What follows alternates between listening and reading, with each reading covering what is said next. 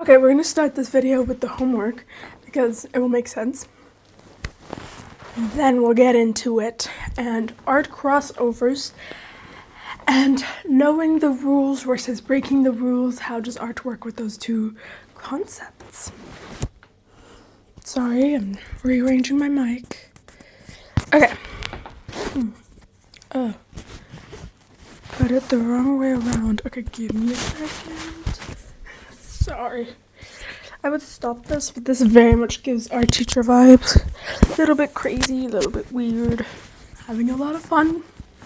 Okay, so homework is to quote the quote from me that has impacted you the most throughout the series and commented on my TikTok or YouTube shorts. And so let's see if I figure out that I said that. I think that's fun. And of course you work on your projects, but I think a fun homework is also nice. Okay, now that we've established that, you can watch this video and think of a quote from this one or from any of the previous ones if you already had one that stuck out to you. So there is a saying, if you don't know the rules and you are breaking the rules, you're actually not breaking the rules, you are stupid. That's not the exact saying, but breaking the rules goes off of the assumption that you know the rules. It's not edgy if you don't even know the rules. It's not experimental and you're like, but there's so many. They started very young. If you start very, very young, like I did with writing, for example, and you just do whatever, you have so much time.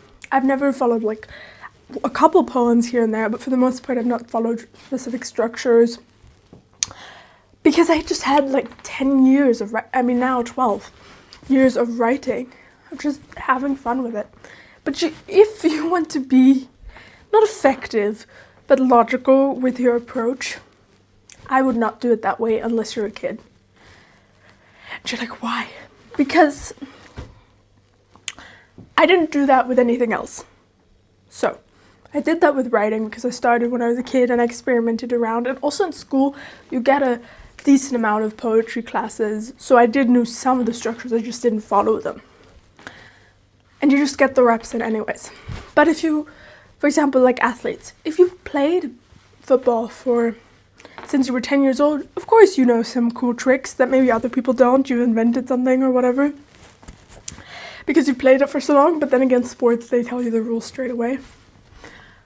But I wouldn't approach anything now that way. And you're like, why? Because for the most part, adults approach art already quite limited and scared. And so for the most part, your breaking the rules is this, and this is the rules, and this is the people who are breaking the rules. But because you don't even know what the rules are, you actually eliminate yourself even more. You're like, okay, yeah, right. So, for example, I'll give you an example for singers. There are tons of notes that are not on a piano. They're like not quarter notes in the sense of time, but in the sense of pitch. So between a C and a D is one note on a piano, but there's actually two in other types of pianos. There's other frequencies and pitches you can find between those. On Eastern pianos, I think from like India, I'm not sure. Don't quote me on where it is, but I know those exist. And so your mind is like, I have to be on pitch. Pitch, which pitch? There are notes you don't even know are there. And then you're like, oh, I'm just so bad with pitch. And sometimes you are. I'm not saying you should excuse away every single issue you have. I'm actually saying the opposite. You should know what are actual issues and what are within the realms of the rules.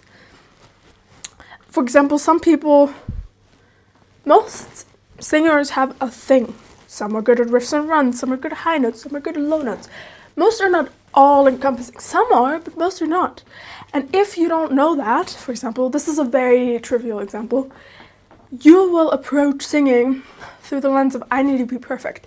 Now, if you want to be, you can. If you're shooting for the Beyoncés and Mariah Careys of the world, wonderful. But you have to understand what you're shooting for. You cannot think you're shooting for basic when you're shooting for the stars, because then you will treat it as you're stupid when you're shooting for a lot. Does that make sense? I hope so. And now, music crossovers, art crossovers, paintings with words, visual albums, opera and rock, like Bohemian Rhapsody. That is wonderful. Now I think what makes a crossover wonderful is a love for both arts.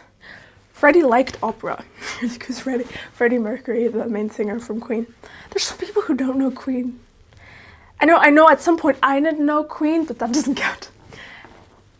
And if you love both, combine them, but don't combine things because you're like, let's combine. Please don't. You know what doesn't need to be combined? Pancakes and pickles.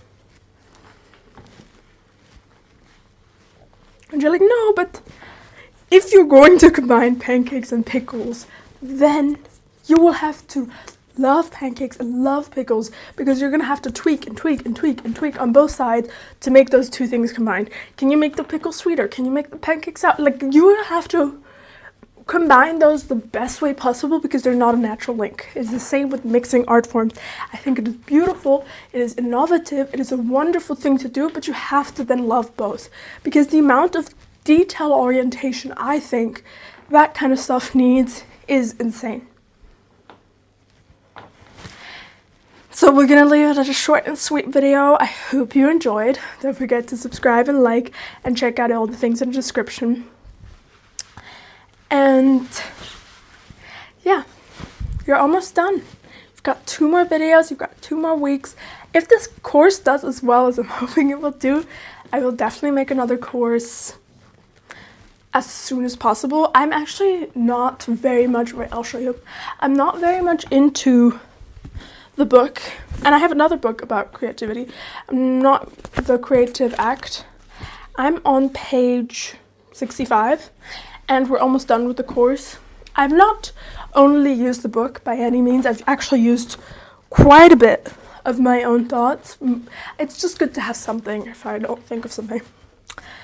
But yeah, so there's tons of material. There's another book on art I would definitely read as well. So if we like this, share it, like it, show it some love, and I am so open to doing another course like this, because it's been so fun. It's interesting because art has kind of been something I've approached in the idea of, I know how to do this, but I don't know why I know how to do this. And it's actually been really fun for me to explore this too. So thanks, subscribe, like, show it some love, and let me know if you would want a second course, but we're not done yet. So maybe let me know at the end of the course.